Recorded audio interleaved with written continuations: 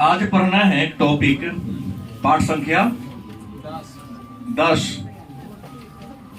11 है। जूठन और जूठन ओम प्रकाश वाल्मीकि के द्वारा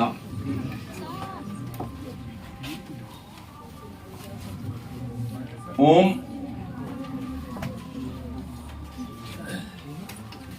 प्रकाश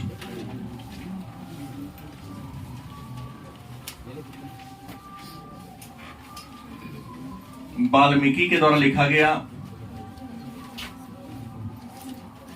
आत्मकथा है।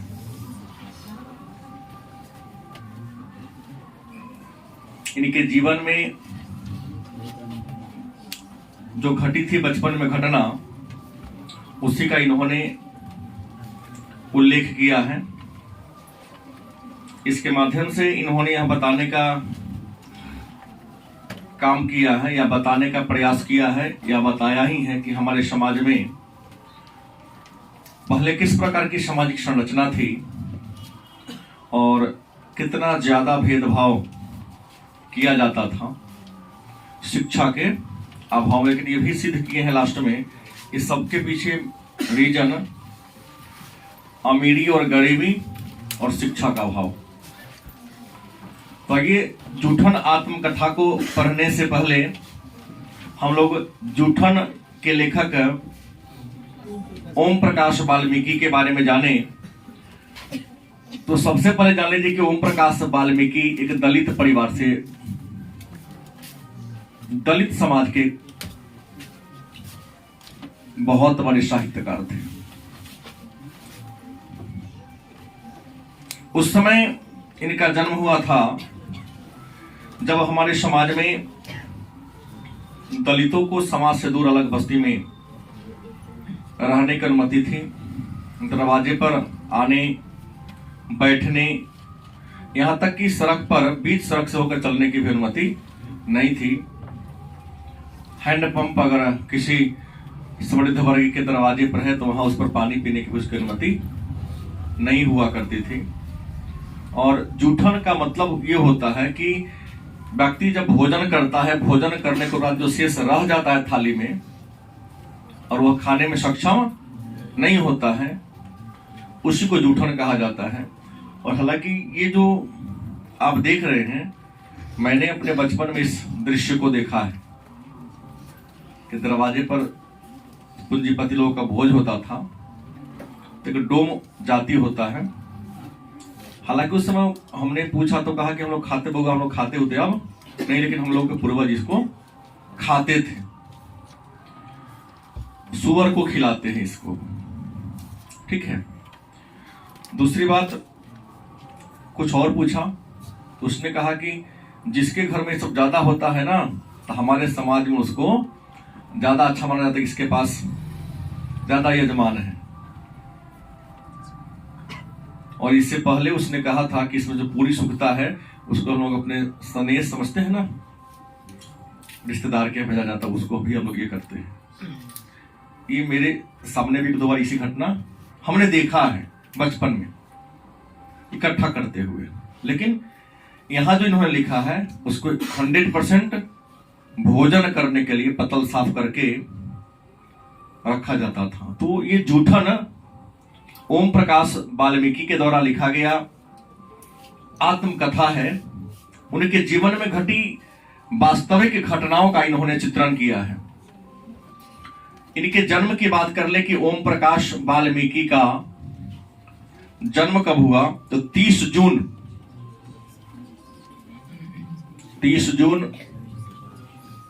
1950 ईस्वी को इनका जन्म हुआ था। उत्तर प्रदेश के मुजफ्फरनगर जिला, राज्य होगा उत्तर प्रदेश, मुजफ्फरनगर जिला के बरला नामक गांव में। किस गांव में? बरला नामक गांव में इनका जन्म हुआ था। पिता की बात कर ले कि इनके पिता कौन थे, तो इनके पिता छोटन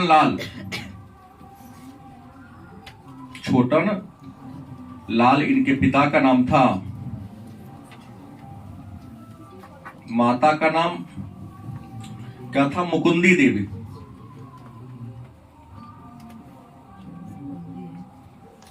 मुकुंदी देवी क्या थे? इनकी माता का नाम था मकुंदी है। अच्छा, इनके दो भाई थे। शिक्षक का नाम दे दे जिन्होंने अपमानजनक तरीका से इनको पढ़ाने का काम किया। इनके पढ़ाने वाले शिक्षक और हेड मास्टर भी थे। जो शिक्षक पढ़ाए थे उनका नाम था सेवकराम मसीही। क्या नाम था? सेवकराम मसीही। इनको पढ़ाने वाले कौन थे? शिक्षक थे। और हेड मास्टर कौन थे? कलूराम की कालीराम? कालीराम। बड़ी खतरनाक थे ये। नहीं, नाम से ही लगता है कि थोड़ा सा ये ज्यादा खतरनाक होंगे। शिक्षा की बात करते हैं। अंतिम शिक्षा को ही ले लिया जाए कि अंतिम इन्होंने शिक्षा कहां तक प्राप्त किया था, तो हिंदी से इन्होंने MA की शिक्षा प्राप्त किया था। कहां से?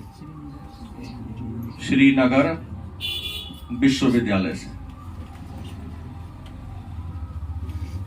श्रीनगर विश्वविद्यालय से इन्होंने हिंदी में MA की शिक्षा प्राप्त किया था। वृत्ति की बात कर ले, व्यवसाय क्या क्या शिक्षा पूरी करने के बाद इन्होंने कौन कौन सी नौकरी की? तो शिक्षा पूरी के बाद करने के बाद कई नौकरी किया इन्होंने। पहली बात इनकी बहाली देहरादून में हुई थी। अप्रेंटिस की नौकरी थी इनकी, अप्रेंटिस के पद पर। इसके बाद इन्होंने ऑर्डिनेंस फैक्ट्री में, ऑर्डिनेंस फैक्ट्री में भी इन्होंने क्या किया था? काम किया था। उसके बाद तीसरे बाद इन्होंने ड्राफ्ट मैन की नौकरी कर ली। ड्राफ्ट मैन के बाद इन्होंने भारत सरकार के रक्षा मंत्रालय में उत्पाद विभाग में काम किए थे।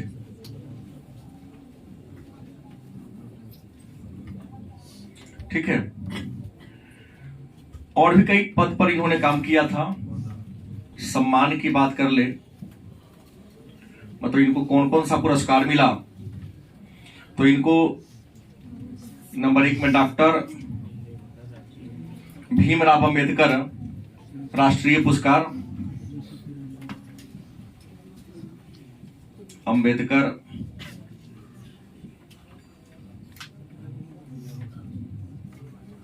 राष्ट्रीय पुरस्कार कब मिला था? 1993 ईस्वी में। दूसरा इनका जो पुरस्कार था वह था परिवेश सम्मान।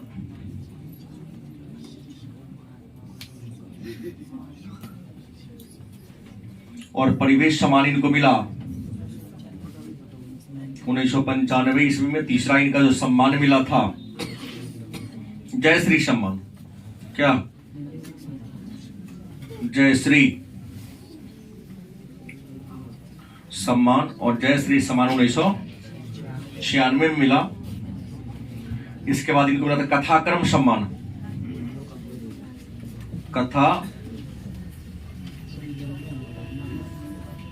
कथाक्रम सम्मान इनको मिला था 2000 में।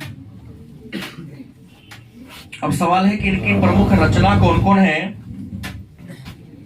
रचना की बात कर लें कि ओम प्रकाश वाल्मीकि ने साहित्य के क्षेत्र में किन किन पुस्तकों का संकलन करने का काम किया, तो सबसे पहला तो हम लोग पढ़ रहे हैं जूठन। और जूठन क्या है? आत्मकथा है। और यह आत्मकथा इनकी स्वयं की है, किसी अन्य की नहीं है। दूसरा है इनका सलाम और घुस बैठिए, और यह है कहानी संग्रह। क्या है? कहानी संग्रह है। इसके अलावा है सदियों का संताप। क्या है? सदियों का मतलब वर्षों का, संताप।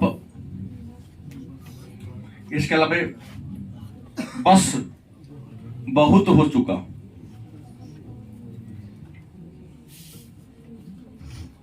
बस बहुत हो चुका, अब और नहीं।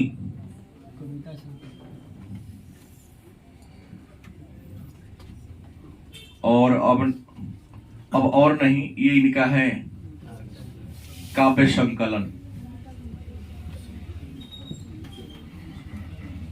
चौथा इनकी बात करें, दलित साहित्य का सौंदर्य शास्त्र।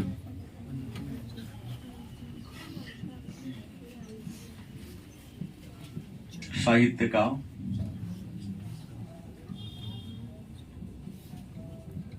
और यह है क्या? आलोचनात्मक टाइप का क्या है, ग्रंथ है। इसके अलावा इन्होंने एक संस्था का नाम किया था महाराष्ट्र में, किसका? मेघदूत नाट्य संस्था की स्थापना किया था।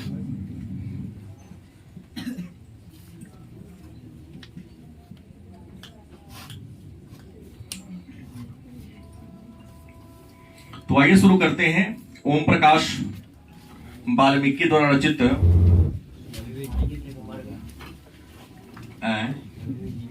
अभी भी इनके बारे में जीवित होने का ही प्रमाण है पूरा, अभी मरे नहीं हैं। इसके पहले वाले दो आदमी मर चुके हैं, अभी मर चुके हैं 13 में। तारीख क्या है इनकी? और ये कब मरे हैं देखिए ना, नोट्स में होगा। कल 2019 में कोरोना काल में मरे थे। ओम प्रकाश वाल्मीकि, जिन्होंने जूठन शीर्षक को लिखा है, यह इनकी आत्मकथा है। 2 नंबर में पूछा जाए कि ओम प्रकाश वाल्मीकि का परिचय दें, आप लिखेंगे ओम प्रकाश वाल्मीकि हिंदी साहित्य के एक महान कहानीकार, कथाकार थे। इनका जन्म 30 जून 1950 ईस्वी को उत्तर प्रदेश के मुजफ्फरनगर जिला के बरला नामक गांव में हुई थी। इनके पिता का नाम छोटन लाल, माता का नाम मकुंदी देवी, और जिस शिक्षक ने इनको प्रारंभिक शिक्षा प्रदान किया था उनका नाम था सेवक राम मसीही। इन्होंने श्रीनगर विश्वविद्यालय से हिंदी विषय से एमए की शिक्षा प्राप्त किया था। शिक्षा पूरी करने के बाद इन्होंने कई नौकरियां की, जैसे देहरादून में अप्रेंटिस की नौकरी की, और डिफेंस की फैक्ट्री में भी काम किया था, ड्राफ्टमैन के रूप में भी इन्होंने काम किया था, और अंतिम रूप से भारत सरकार के रक्षा मंत्रालय में उत्पाद विभाग में नौकरी किया था। साहित्य के क्षेत्र में इनको डॉक्टर अंबेडकर राष्ट्रीय पुरस्कार 1993 में मिला था, परिवेश सम्मान 1995 में मिला था, जय श्री सम्मान 1996 में मिला था, और कथाक्रम सम्मान 2000 में मिला था। इनकी प्रमुख रचना है जूठन, जो इनकी स्वयं की आत्मकथा है। दूसरा है सलाम और घुसपैठिए, ये कहानियों का संग्रह है। सदियों का संताप और बस बहुत हो चुका, अब और नहीं, कविताओं का संकलन है। दलित साहित्य का सौंदर्य शास्त्र ओम प्रकाश वाल्मीकि के द्वारा लिखा गया आलोचनात्मक साहित्य है। और इन्होंने महाराष्ट्र में मेघदूत नामक एक नाट्य संस्था का गठन किया था। आइए प्रारंभ करते हैं। जूठन जो ओम प्रकाश वाल्मीकि के द्वारा लिखा गया आत्मकथा है। इस आत्मकथा में उन्होंने हमारे समाज में 1990 के दशक के पूर्व क्या स्थिति थी, दलितों को कितने नीच दृष्टिकोण से, हे दृष्टिकोण से देखा जाता था, बहुत ज्यादा मेहनत करने के बाद किस प्रकार से उनको भरपेट भोजन नहीं मिल पाता था, उन सारी बातों का जिक्र इन्होंने अपने इस आत्मकथा जूठन के माध्यम से करने का प्रयास किया। कवि शुरू करते हैं इस आत्मकथा की शुरुआत कवि अपने बचपन के दिनों से करते हैं। जब वो छोटे थे, 5वीं 6ठी कक्षा में, सरकारी विद्यालय में नियम है कि 6 वर्ष से कम उम्र के बच्चों को नामांकन नहीं करना है, तो जब पहला दिन विद्यालय में प्रवेश किया उस दिन से इन्होंने साहित्य की रचना शुरू किया है। जब पहली बार विद्यालय में इनका पैर ही पड़ा था, कदम ही रखा था इन्होंने, एक बच्चा नहीं जानता कि जाति किसे कहते हैं, धर्म क्या होता है, ऊंच नीच क्या होता है, अमीरी गरीबी क्या होता है, जिसका ज्ञान इनको था ही नहीं। छुआछूत की परिभाषा जो बच्चा नहीं जानता है और पहली बार गुरु अंधकार से प्रकाश की ओर लाने वाला होता है। गलत किसे? गुरु का काम है भेदभाव नहीं करना है। गुरु का मतलब ही होता है अंधकार में आप भटक रहे हैं, उस रास्ते से आपको निकाल कर कहां लाना? प्रकाश में लाना। लेकिन हमारे समाज की कैसी संरचना थी 1980 के दशक के पूर्व कि कभी कहते कि जब मैं पहली बार अपने विद्यालय में कदम रखा तो हेड मास्टर का नाम था कालीराम। उन्होंने हमको क्या किया, कदम रखते ही बुलाया। नया लग रहे थे, पुराना का तो ये होता ही नहीं, हम नए पहली बार गए थे। मैं ही प्रश्न कर देता हूं, आप कौन, किसके साथ आए, उद्देश्य क्या है? ये तो जायज है, इतना तो पूछना ही चाहिए। लेकिन जैसे ही पूछा, अपने कमरे में बुलाया और प्रश्न किया, क्या नाम है बे तेरा? शिक्षक के मुंह से इस प्रकार के स्टेटमेंट, तुम्हारा नाम क्या है? प्रश्न को देखो, क्या नाम है बे तेरा? किसका स्टेटमेंट है? कालीराम का। ओम प्रकाश वाल्मीकि बच्चे थे, डरते डरते धीमे स्वर में अपना नाम बताया। ओम प्रकाश, क्या नाम था इनका? लेकिन नाम बताया और हेड मास्टर को देखते ही कहते कि हम सहम गए, डर गए, क्योंकि वो जीता जागता कालीराम शैताने था। शिक्षक को देकर बच्चा वहां पहली बार आए हैं तो डर जायज है,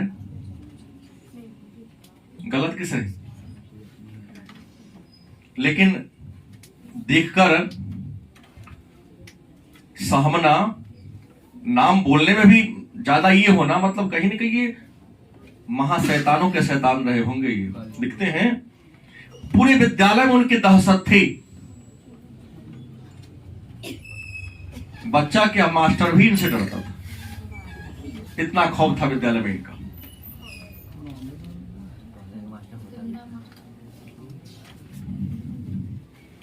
शिक्षक ने, कालीराम ने दूसरा सवाल किया। कवि कहते हैं, चूहरे का है, इसका मतलब बताओ। आपको बता दें कि पहले निम्न जातियों के लिए नहीं, चूहरे शब्द का प्रयोग लोग कर दिया करता था और कहा कि ठीक है, सामने जो शीशम का पेड़ विद्यालय के प्रांगण में लगा हुआ है, जाओ और उस पर से कुछ टहनी मतलब डाली, आप सबके शब्दों में ब्रांच, छोटी छोटी ब्रांच, जो कि आप लोग अंग्रेजी समझते हैं। क्या प्रिंस? टहनी तोड़ लाओ। टेस्ट अंग्रेजी का मेरा भी होगा, ठीक है? उस दिन आप लोगों का हम हिसाब किताब लेंगे बारी बारी से, है? उसकी समस्या है। जा शीशम का ये कर ले, उसका झाड़ू बना, अब पूरे स्कूल को क्या कर दे, चमका दे। यह तो तेरा खानदानी पेशा है। बच्चा खानदान का डेफिनेशन नहीं जानता था, बच्चा खानदान का परिभाषा नहीं जानता है, जात का परिभाषा नहीं जानता है। तुम तो 12वीं के छात्र हो, अगर मैं तुमसे प्रश्न कर दूं जाति किसे कहते हैं, एक को नहीं बता पाएगा। सही बोल रहा हूं? हाँ, ये कहोगे हम कुशवाहा हैं, हम फलाने जाति का है, लेकिन हम अगर प्रश्न कर दे तुमसे जाति कहते किसे हैं, कोई नहीं बताएगा। 90% लोग भारत का नहीं बताएंगे व्हाट इज मतलब कास्ट, नहीं बताएंगे। हाँ, जाति मतलब जाति होता है, लेकिन कि हेड मास्टर एक छोटे से 6 साल 7 साल के बच्चा से प्रश्न क्या करता है कि जा जाति उसे कर दिया और कहा कि जा पूरे स्कूल को क्या कर दे, चमका दे, ये तो तेरा खानदानी काम है, खानदान करता है। कभी कहते कि हेड मास्टर का क्या था, आदेश था, हमने झाड़ू से पूरे विद्यालय के जो क्लासरूम था, बरामदा था, सबको साफ कर दिया। फिर रूम से निकला, इतना बड़ा का चोटा था वो, क्या कहा जाए, शिक्षक नहीं शैतान था वो, और कहा कि नहीं पूरा फील्ड चमकाओ, इससे नहीं चलेगा। बच्चा था, इतना बड़ा तो काम किया नहीं। कभी कहते हैं कि घर में तो पिताजी इनको मुंशी जी कहा करते थे प्यार से। 3 भाई थे, बड़े भाई जसवीर जनेसर, भाई के ब्याह हो गया था, घर का ही राजकुमार थे। सबका टारगेट था हम पढ़े चाहे ना पढ़े कोई मतलब नहीं, छोटका को पढ़ा लिखा के बड़ा बना देना है। सब घर के लोगों का आशा ही हम पर टिका था। लेकिन काम तो करना पड़ा। पहला दिन कहे कि चलो आज कर देते हैं, दूसरा दिन हमको क्लासरूम में बैठने दिया जाए, दूसरी दिन भी गए, सिर्फ वही काम कराया गया। दूसरा दिन तो गए तो कहते कि जाके हम साफ करके कोने में जाके 2 अक्के क्या हो गए, बैठ गए। एक त्यागी नामक लड़का था, चिल्लाया महाटर साहेब, ये कोना में लड़कों से कम छुट्टा कोनो कोनो नहीं होता। सही बोला हूं? ये कोना में कहते हैं कि गुरुजी वो हेड मास्टर आया, बड़ी जोर से गर्दन को पकड़ा, ऐसे दबाया कि जैसे एक कसाई मुर्गा को दबाता है। लाके बाहर फील्ड में पटका, उठा झाड़ू पूरा साफ कर। फिर हमने किया। तीसरे दिन भी जब विद्यालय में प्रवेश किए तो पुनः वही काम, इनको झाड़ू लगवाने का प्रयास किया गया, लेकिन क्या संजोग था, वही पुरानी झाड़ू से तीसरा का दिन भी लगने लगे। कभी लिखते हैं कि उस शीशम के टहनी का पत्ता वैसे ही झड़ रहा था, सूखकर, जैसे हमारी आंखों से आंसू झड़ रहे थे। एक छोटा बच्चा अगर मान लिया कि आप लोग है, अगर पूरा हम बाहर इससे बड़ा नहीं पड़ता, लेकिन पूरा कहेंगे मंदिर का कैंपस कर दो, किसी का हालत खराब हो जाएगा। एक औकात होती, कि क्षमता होती, कि सामर्थ्य होती। कभी लिखते हैं कि जैसे शीशम के डाली से, उस झाड़ू से पत्ता झड़ रहा था। तीसरे दिन हमारे बदन में इतने दर्द थे, काम करने में सक्षम मैं नहीं था, हमारे आंखों से आंसू की धारा बह रही थी। लेकिन क्या करें, ये था कि कहीं आज बहारेंगे तो हमको कल से बहने देगा। हमने झाड़ू लगाई। अचानक उसी रास्ते से हमारे पिताजी गुजर रहे थे। असंजोग से हमको झाड़ू लगाते देख लिया। हमको झाड़ू लगाते देखते ठिठक गए, मतलब खड़े हो गए। ठिठक गए मतलब खड़े हो गए, और बाहर से बड़ी जोर आवाज में बोला, मुंशी जी क्या कर रहा है ये? कहते हैं कभी कि हमारे पिताजी हमको प्यार से मुंशी जी बुलाया करते थे। कभी कहते हैं कि पिताजी की आवाज सुनते ही, उनका चेहरा देखते ही हम जोर जोर से फपक फपक फपक रो, मैंने आवाज फोड़कर, भले तो अंदर ही अंदर घुट घुट के रो रहे थे, अश्रु की धारा बह रही थी, लेकिन ध्वनि नहीं निकल रही थी, करलव की ध्वनि नहीं निकल रही थी। कभी कहते पिताजी को देखते ही नियम होता है कि चोट लगी, अपना कोई न हो दर्द कम होगा, अपना को देखते ही दर्द ज्यादा हो जाता है, क्योंकि वह दर्द पर मलहम लगाने वाला मिल जाता है। बड़ी जोर जोर से रोने लगे। पिताजी बोले, मुंशी जी क्यों रोते हो? ये तो इतना कष्ट में था कि ठीक से बोला भी नहीं हो रहा था, लेकिन हिचकते हिचकते कहते हैं, सब बात मैंने कह दिया कि 3 दिन से हमको झाड़ू लगवा रहे हैं और एक को दिन विद्यालय के क्लासरूम में बैठने नहीं दिया। कभी कहते हैं कि हमारे पिताजी कभी किसी के सामने गरीब थे, निम्न जाति में जन्मे थे, कभी बोले ही नहीं डर से। लेकिन उस दिन क्या पिताजी का चेहरा पर लग रहा था, गड़गड़ाते हुए बोले, फील्ड के पूरा प्रांगण गूंज गया, कौन है हेडमास्टर जी? जो हमारे लड़के से झाड़ू लगवा रहा है, दिए तो 4 आशीर्वाद बड़े बड़े उम्दे किस्म का, गालूली दिए होंगे नहीं, कभी लिखते हैं पिता अमीर हो या गरीब इससे मतलब नहीं है, उसके पुत्र पर कष्ट होता है तो उनकी क्रोध की सीमा लांघ जाती है। बड़ी गराराते हुए बोले, कहे कि कभी जो जोर से बोलने वाले नहीं थे पूरे इस विद्यालय के प्रांगण को हिला दिए। 100 मास्टर बाहर आया। कलीराम गाली देके ही हमारे पिताजी को धमकाया, लेकिन पिताजी भी माने नहीं कि तोरा ऐसा कतना के हम देख लेंगे, मास्टरी छुड़ाएंगे तो कहकर हमको गोद में उठाए, वहां से क्या हुए चल दिए। पहले दृश्य में अपने बचपन की बातों का उल्लेख करते हैं कि मेरे साथ क्या बीता विद्यालय में जब पहली बार मैं पढ़ने गया। तो दूसरा इसका अगर हम पैराग्राफ ले तो उसमें कवि कहते हैं कि मेरी मां, मेरे चाचा, मेरे पिताजी, मेरी बहन, हमारी भौजाई तागाओं के यहां 8-10 तागा, तागा मतलब समृद्ध लोगों का, हिंदू और मुसलमान दोनों के लिए यहां किया गया है। जो समृद्ध लोग थे, पूंजीपति लोग थे, उनके घर में जाकर काम करते थे। बात समझ, 1-2 आदमी जो बाहर एक किसी का भाई काम भी करते थे, लेकिन उनके यहां घर में काम करते, काम क्या था, साफ सफाई की काम करते थे। कहते हैं कि मेरी बहन, मेरी भाभी और 2 भाई था, जसवीर और जनेश्वर, जो मां को काम में हाथ बटाते थे। 4 भाई थे रियल में कवि। जो सबसे बड़ा भाई था उसका नाम था सुखवीर। वो किसी तागा के यहां, माने किसी जमींदार के यहां महीना पर नौकरी करता था। काम क्या था इनका, तो हर तागा के यहां बैल भैंस हुआ करता था। उस बैल भैंस के ग्रामीण क्षेत्र में बांधने के जो थौर कहा जाता है, उसी में थौरी, रात भर में जो मवेशी मलमूत्र त्याग किया है उसी की क्या करना था, साफ सफाई करना था। तो उसी से साफ सफाई करते थे। और उसमें भी एक तागा के यहाँ 10-15 को कम से कम मवेशी हुआ करता था। रात भर में 4 से 5 टोकरी तक गोबर निकलता था।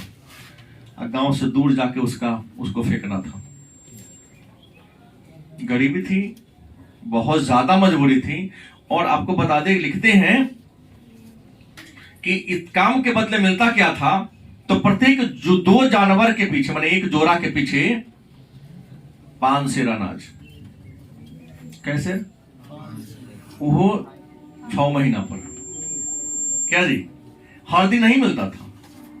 फसल कटने पर, तो फसल साल में 2 गो ना कटता है जी, एक बार गेहूं और एक बार धान।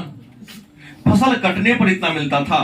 माने कुल मिलाकर एक साल भर में 12 से 13 किलो अनाज इन लोगों को मिलता था, एक जोरा मवेशी पर। अब जितना जोरा काम करे उतना हिसाब से बढ़ता जाएगा। दोपहर में घर में जो बचा खुचा भोजन बच गया, रोटी चावल जो भी बच गया, वो दे दिया जाता था। बच्चा खाया छोड़ दिया, बड़े खाए छोड़ दिए, उस सबको बर्तन रख दिया, उस सभी लोग क्या कर लेता था, बड़ी खुशी से खाता था। कभी कहते हैं कि जब शादी विवाह का मौका होता, भोज चलता, तो हम लोग उनके दरवाजे के बगल में रोड के किनारे टोकरी लेकर क्या होते, बैठ जाते। वो लोग जब खाते थे तो पत्तल पर छोड़ देते, तो पत्तल उठा करके हम लोग टोकरी में फेंक दिया जाता था। कभी आंखों देखा दृश्य का वर्णन किया है इसमें। उस पत्तल के चावल दाल जो भी झाड़ लिया करते थे, पत्तल को फेंक देते थे और चावल को सुखा दिया जाता था, पूरी को भी सुखा दिया जाता था। और पूरी का तो जब बरसात के महीना होता था उसमें पानी मिलाकर, नमक मिर्च मिलाकर बड़ा अच्छा लगता था खाने में। कभी कहते कि हम तो छोटे थे घर के, पूरी की रखवाली की जिम्मेवारी हमको ही मिलती थी। खटिया पर सूखने के लिए रख दिया जाता था, पक्षी उठा के डले जाए, क्योंकि ये वो ले गया तो कुछ तो घटेगा, तो हम लाठी लेके उस जूठन पूरी को सूखता था उसका हम रखवाली किया करते थे। बात समझ गए, मतलब वो लेके लोग खाते थे, धूप में सुखा लिया जाता था, वही कहा कि बारिश के दिनों में ये सब क्या होता था, काम आता था। कवि कहते हैं कि इतना होने के बावजूद भी दिन भर मर खप का मेहनत किए, लेकिन इसकी कीमत क्या, तो जूठन। लेकिन फिर भी किसी से कोई शिकायत नहीं थी, अपने काम में तल्लीन था, ना कोई शर्मिंदगी भी नहीं थी, कोई पश्चाताप भी नहीं था। इतना होने के बाद भी अगर थोड़ा सम्मान से बात करे, प्रेम से बात करे, नहीं, सारा इंसान का कष्ट क्या होता है दूर हो जाता है। कभी कहते हैं कि जब हम छोटा थे और माँ के साथ कभी उसके घर चल जाते थे तो उन लोगों को खाने पीने का तौर तरीका देखते तो मन में एक बात होती, शिकायत होती मन से अपने आप से कि इस प्रकार का खाना हमको जीवन में कहीं पसंद नहीं होगा। ये लोग क्या खाते हैं, खाने पीने उठ बैठने का तौर तरीका क्या इन लोगों का। आगे कभी लिखते हैं कि पिछले वर्ष की बात है कि सुरेंद्र सिंह त्यागी, जिनके घर में इनके माता पिता, भौजाई और बहन लोग काम किया था, सुरेंद्र सिंह त्यागी का एक पोता था, सुखदेव सिंह त्यागी का एक पोता था, नाम था सुरेंद्र सिंह त्यागी। आया था इंटरव्यू देने, घर से निकला तो हमारा पता ले लिया कि जा जाओ ना, वहीं रहता है, उसी के घर पे रह लेना, पता तुमको पहुंचा देगा, वो अपने आदमी है। सुखदेव सिंह त्यागी का पोता सुरेंद्र सिंह त्यागी इंटरव्यू देने गया शहर में, क्योंकि इनको नौकरी लग गई थी, शहर में रहते थे। तो रात में जाके लिख रहे कभी कि हमारे डेरा पर क्या हो गया, रुक गया। हमारी तो औकात नहीं थी कि उन लोगों के जैसा मैं ठाट भाट का भोजन उनको खिला सकूं। जूठन खाने वाला इंसान अगर नौकरी भी लग जाए क्या, तो उसकी स्थिति क्या होगी, सोचिए रहे। बड़ा मुश्किल से कमाते भी रहे होंगे तो परिवार की स्थिति को देखकर कुछ घर भेजते ही रहे होंगे। आज की तरह के बेईमान शिक्षित लोग नहीं थे ये। बाप मातारी पढ़ा लिखा दिया, उनकी जिम्मेवारी, और कमा लिए तो आपकी कर्तव्य आप भूल, मौलिक अधिकार का डिमांड करते हैं लेकिन मौलिक कर्तव्य का परिभाषा ही भूल जाते हैं। क्या प्रिंस, उसको भी याद रखने की जरूरत है। लेकिन ये मौलिक अधिकार था तो मौलिक कर्तव्य भी याद रखे थे। मतलब लिखते हैं कि हमको जो अच्छा यथासंभव हुआ, हमने तो अन्य दिनों की तुलना में बढ़िया उनको खिलाने का प्रयास किया। गांव के जमींदार के बेटे आए हुए हैं, इनके घर पे हमारे माँ बहन के लोग काम किया, इनके जूठन खा के हम लोग पल के इतना बड़े हुए हैं, बड़ा स्वागत किया। जब खाना पर बैठा तो सुरेंद्र सिंह त्यागी कहता है कि भाभी जी, आपके हाथ का जो खाना है बड़ी जायकेदार है, ऐसा खाना तो हम कभी खाए ही नहीं। कभी कहते हैं कि हम तो उनके बगल में नहीं, बगल में बैठे थे। यह बात सुनकर हमारी पत्नी को खुशी हुई जरूर, लेकिन हमें किसी प्रकार का खुशी नहीं हुआ, क्योंकि एक समय था जब हम उन कुछ लोगों को खाने के तरीका को देखे तो यह महसूस किए थे कि इस प्रकार का भोजन हमें कब मिलेगा। लेकिन उतना सुंदर भोजन करने वाला इंसान आज हमारे घर के इस भोजन का प्रशंसा, इस चिंता में, टेंशन में आ गए।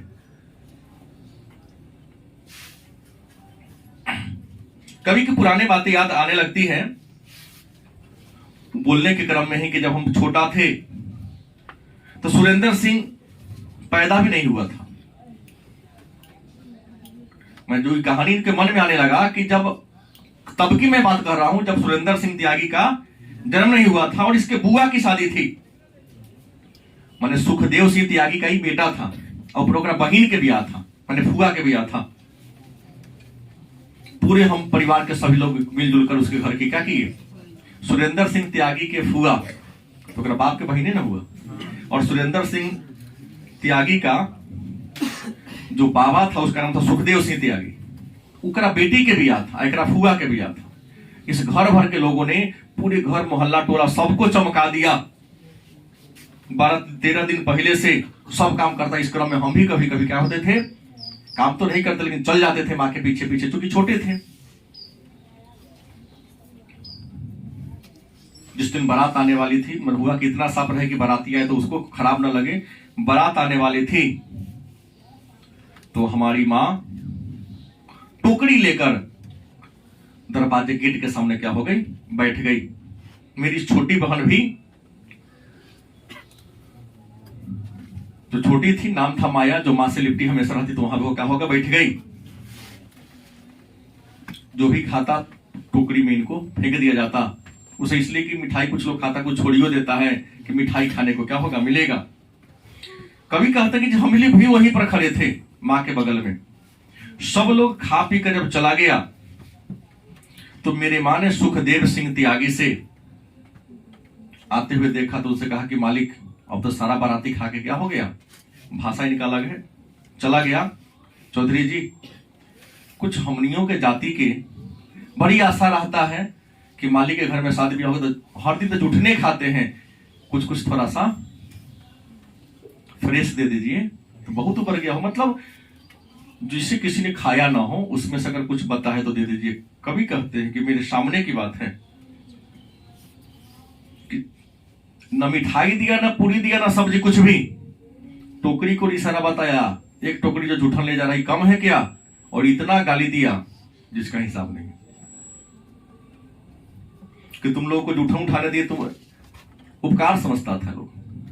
मैंने जूठन दे दिया, वो भी क्या है, तुम पर क्या कर दे, उपकार करे, तुम्हारी औकात है या खाने की। उठा टोकरी, दरवाजे से निकलती बन, तो इतना मारेंगे और मांगना छोड़ देगी। कभी कभी उस समय 9वीं की छात्र था, जिस समय घटना घटी उस समय 9वीं की छात्र, मतलब ये कम से कम 13-14 वर्ष के थे, उस समय की घटना थी। तीसरे क्रम में कहते हैं कि उस घटना के बाद अचानक एक दिन की कहानी है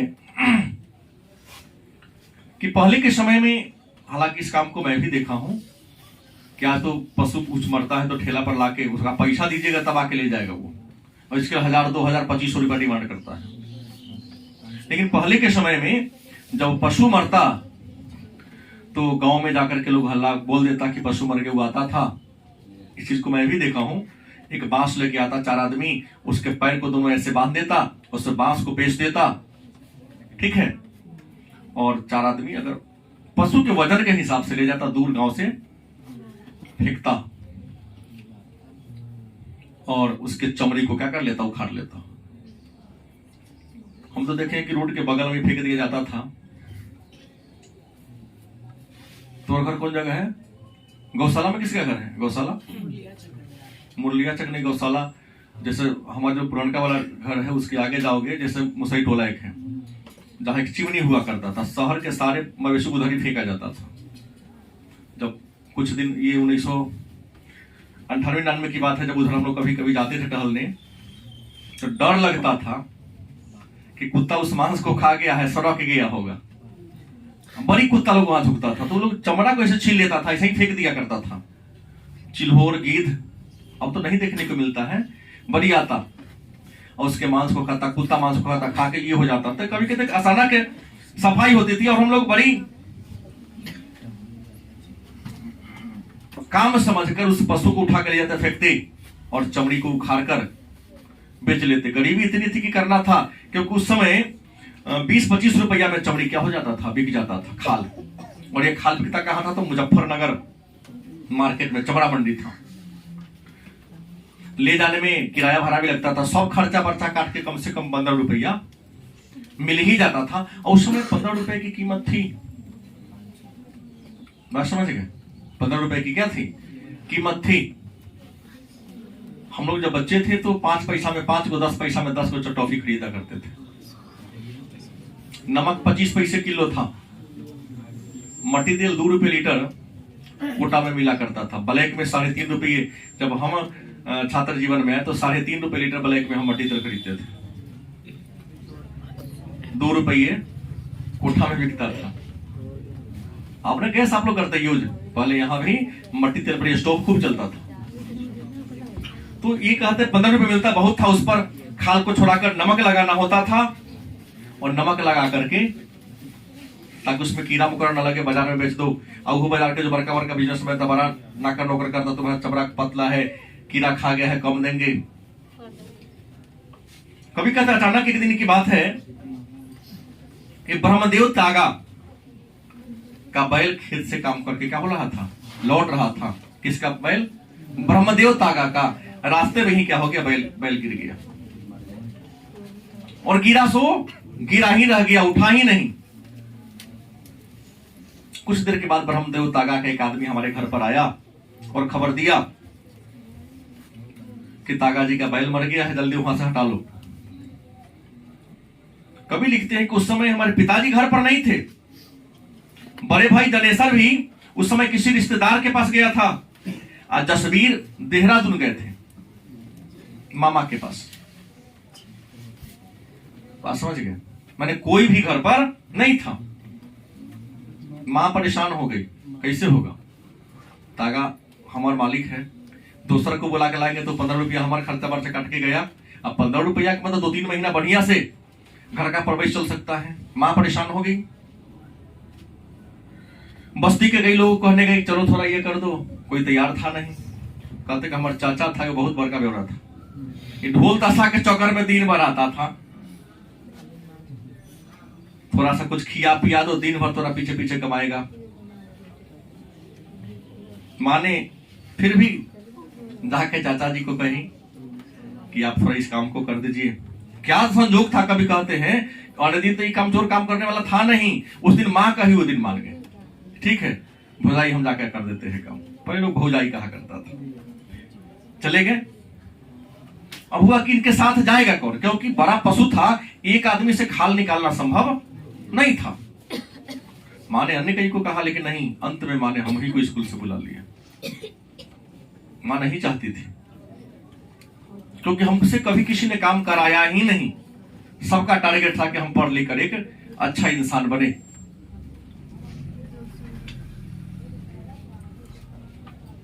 लेकिन मजबूरी थी, अंततः माँ ने हमको बुलाई, क्योंकि उनको था क्या कि अगर बिक जाएगा तो खाल बेचकर खर्चा वर्चा काट के भी 15 रुपया क्या हो जाएगा, मिल जाएगा। हम भी माँ के कहने पर क्या हो गए, आ गए और चाचा के साथ चल लिए। चाचा जी क्या करे, खाल उतारने लगे। पूरा खाल तो उतार दिए, घर से बड़ी दूर था।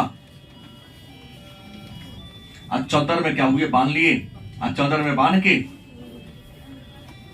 और क्या किए, 2 मील तक तो अपने लाके हमको छोड़ दिया। अब कहा जो रास्ता के किनारे पड़ा था तू ही ले जाओ।